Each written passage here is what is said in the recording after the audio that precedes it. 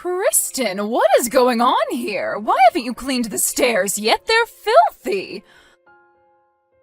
I just walked by them now, and every single step had dust bunnies on them. Listen, Kristen, those stairs are more than just stairs. They're a passage that connects your unit to ours. Without them, how would you come downstairs to see us? If you're allowing these stairs to get so dirty, the only possible conclusion I can draw is that you feel the same way about your relationship with us. It's clear that you need lessons on how to be a respectable homemaker. Come down right now and I'll teach you how to clean properly. Mom? I think you should be able to tell just by looking at my massively expanded stomach that I am quite late in my pregnancy. And having given birth yourself, you should also be very well aware that at this late stage of pregnancy, some activities, cleaning the stairs, for example, are quite difficult for the mother. Ha! You're not going to get out of doing your work with those miserable excuses. I managed to keep the house clean while I was pregnant for both Tony and Mina. That's the difference between you and me. I understand the concept of duty and perseverance, and you would prefer to just laze around all day. If I could do it 30 years ago, you can do it today. No excuses, Kristen. Now hurry up, grab the vacuum cleaner, and meet me at the base of the stairs this instant. Mom. But not half an hour ago you made me go to the supermarket to pick up groceries for you. Did you forget about that by any chance? What? It's a 10-minute walk down to the store empty-handed, and since I'll be carrying bags on my way back, physically it will be quite difficult for me to do much of anything other than carry the groceries home this instant. Oh, I suppose you're right. Now, if there's nothing else you need from me at the moment, could I get back to finishing up the grocery shopping? You're also making me cook dinner for you tonight, so the longer I take to finish up here, the later dinner is going to get. Well, fine, go ahead. Thank you for your understanding.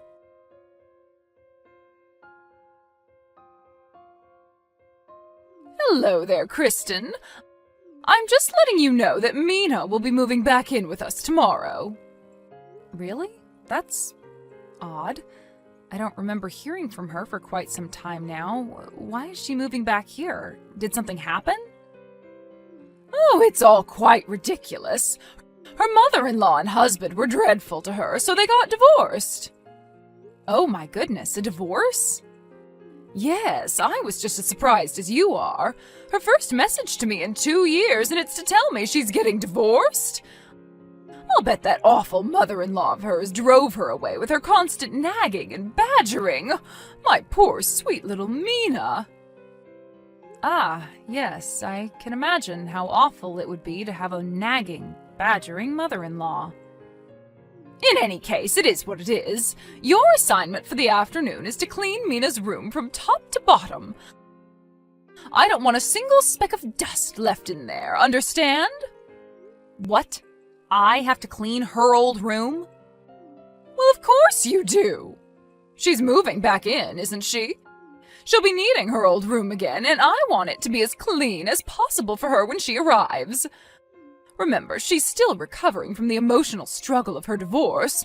Make sure you clean it properly. I hate to be so direct, but I would really appreciate it if you and Mina could clean the room by yourselves. With the two of you on it, it shouldn't take very long.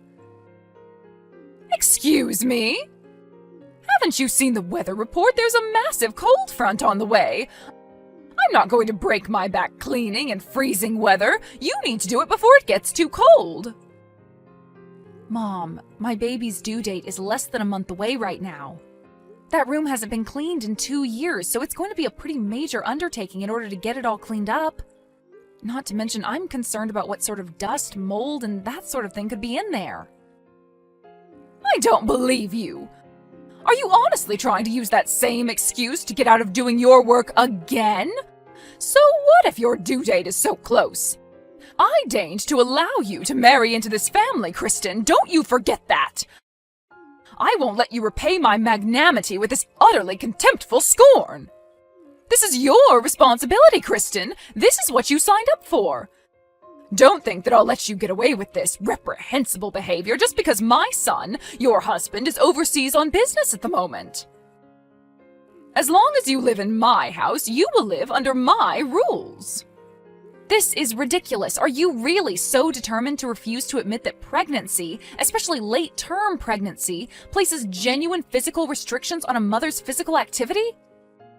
Are you really so determined to refuse a direct order by the mother of your husband?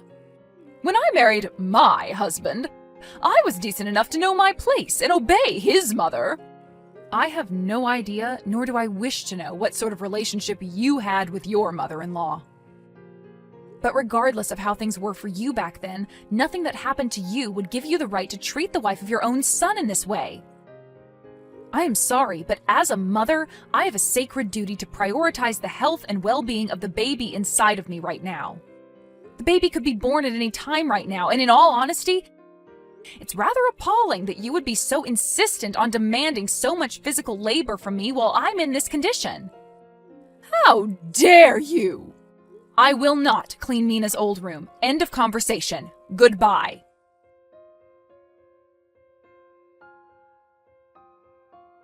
Kristen, what on earth are you doing? I haven't seen you all afternoon, and when I go up to your room, what do I find?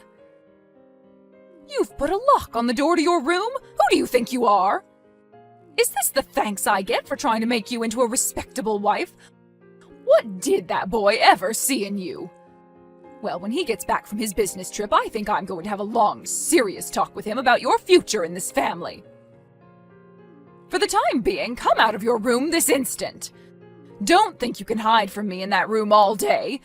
You will obey your mother-in-law. That's an order. If I have no other choice, I'll simply have to break the lock with a hammer or something. Ugh, what did I do to deserve such a troublesome daughter-in-law?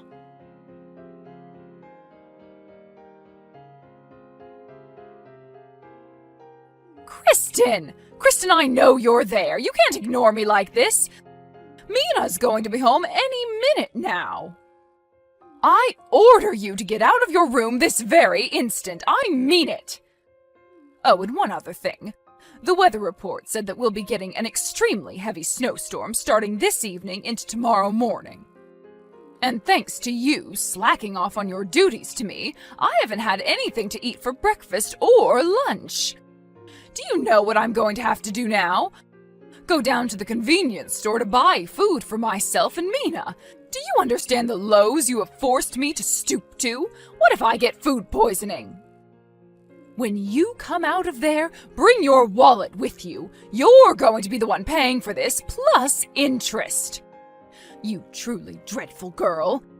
If this is the kind of daughter-in-law you are, I'm utterly terrified for your poor child's future. Unlike you, however, I'm not one to give up. I will straighten you out, Kristen.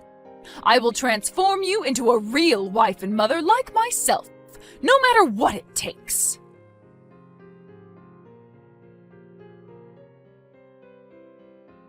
Oh no, look at what you've done. It's already starting to snow. I can't believe this. I put on my normal shoes when I left the house because I thought the snow wouldn't start until this evening. I could fall and hurt myself on the way home. Food for 2 people is so heavy, I'm completely exhausted. How could you do this to me, Kristen, after all I've done for you? And what's worse is Mina just told me she'll be at the house any second. I'll bet she was absolutely devastated when I told her that you were being a lazy bum and hadn't cleaned her room yet. It almost brings me to tears just thinking about it. But even through her devastation, she still managed to muster up the courage to say, "It's all right, Mom, I can do it myself." I may have had no luck with a daughter-in-law, but at least my real daughter appreciates me. Well, just you wait, Kristen. You've gone too far with your disrespect this time. You're going to be punished for this, and I know exactly how to punish you.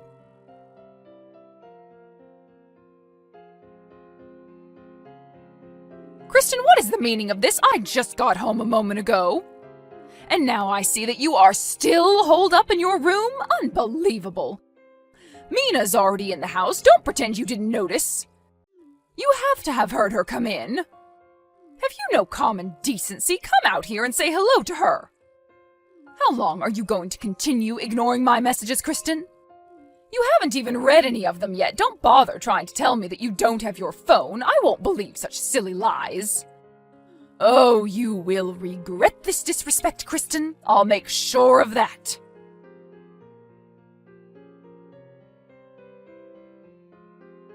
Well then, hopefully this will teach you a lesson about respect. Just be grateful that I allowed you to stay in the shed in order to keep you out of the snow. While you're out there tonight, maybe think twice about ever disrespecting me again.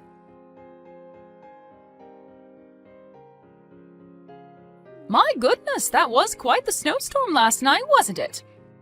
I just came out to the shed to check on you. But, dear me, looks like the shed collapsed under the weight of the snow. I'm sorry, is that inconvenient pregnant belly of yours keeping you from getting up? My goodness, it was satisfying watching you squirm out there.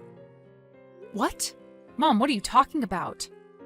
I just now saw that you had lit up my phone with notifications and I had a really bad feeling about what was going on, but I'm not at the house right now. I went to my folks' house across town yesterday.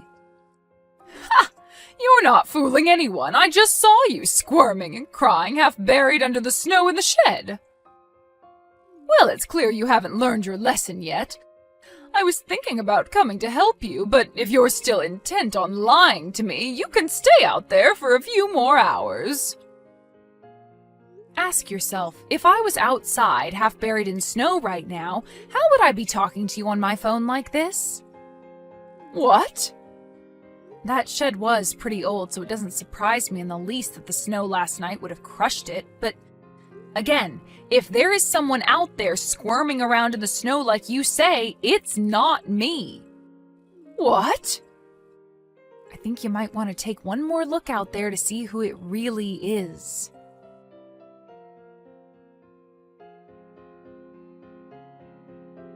Why, Kristen! Why didn't you come back to the house yesterday? Ah, so it would seem that the person buried in the snow was actually Mina, huh? The neighbors called me a bit ago. They said that they were concerned when an ambulance showed up at the house, sirens blaring. Well, what was I supposed to think? It was your room, the door was locked, and you weren't answering my messages. How was I supposed to know that Mina was the one asleep in there? Any rational person would have assumed it was you. Her room still hadn't been cleaned, right? Did you think she was just going to lay right down on top of 2 years' worth of dirt and dust? But how did she get into your room? The door was locked. Oh, I have a pretty good guess. Back before she got married and moved out, Mina had a nasty habit of going into my room and taking my things without permission, so eventually I got tired of it and put a lock on the door. Then, after a while of having the door locked, one day my things started vanishing mysteriously once again, so I figured she must have made a copy at some point. I caught her using it once and took it away from her, but I guess she must have had a spare too. That's beside the point! This is all because you went to your parents' house yesterday! I know, isn't that an incredible coincidence? How can you laugh at a time like this? While I do feel bad for poor Mina, you have to admit it's pretty ironic. But you should also be grateful it wasn't me. If it were me out there rather than Mina, there's no way that both me and the baby would have come out of this okay. And you would have had some pretty serious consequences on your hands. But why didn't you tell me you weren't coming home yesterday? I spoke to you on my way out the door, don't you remember? What? 2 nights ago, I messaged Tony and told him all about the terrible way you've been treating me while he's been overseas, and asked him what he thought I should do. He told me that I should get out of the house for now and go stay with my parents. I called them up right after that, and they came to pick me up yesterday morning. They were planning on at least stopping inside to make an effort to be polite and say hello. But I thought that if you found out what I was doing, you would go berserk and do anything and everything you could to stop me from leaving. so I told them to wait in the car and that I would tell you they said hello. Wait, was this while I was watching TV? It was indeed. So let's recap, shall we? Mina has gained so much weight in the course of her 2 years of being a total freeloader at her now ex-husband's house that you mistook her for a very pregnant me. And without even bothering to check for sure who it was, you threw her into the shed. Did I miss anything? Oh, that's right. The neighbors told me that they had talked to the paramedics who told them that the reason Mina couldn't get herself out of the snow was because she dislocated her hip when you threw her into the shed. How can this be happening? And come to find out that the real reason for Mina's divorce was actually because she was constantly verbally abusive towards her mother-in-law while her husband was away at work. That apple sure didn't fall very far from the tree. That can't be true! You're lying! No, it's true. Call her ex yourself. In any case, I suppose I'll let you get back to looking after Mina while she's recovering. Ah, that's right. You need to hurry up and get back here so you can take care of Mina while she's recovering. I'll pass. My baby will be born any moment now, so I plan on doing some well-deserved rest and relaxation until the big day comes. You can't do that! I have already talked to both Tony and my parents about this, and we're all in agreement that this is the best course of action for everyone involved. But what about me? Correction. The best course of action for everyone involved, except you. Kristen, I need you over here now. I can't look after Mina. I'll miss my shows.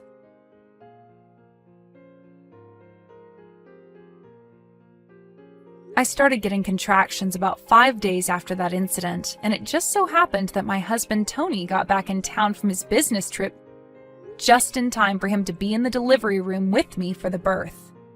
We are now the happy and proud parents of a healthy baby boy. Meanwhile, in stark contrast to our happiness over the birth of our child, my mother-in-law is neck-deep in serious trouble. Mandatory reporting laws meant the hospital contacted the police, and after a very quick investigation, she was hauled off in the back of a police car. So, while Mina was discharged from the hospital a few days later with a clean bill of health, my mother-in-law is now looking at building a criminal record.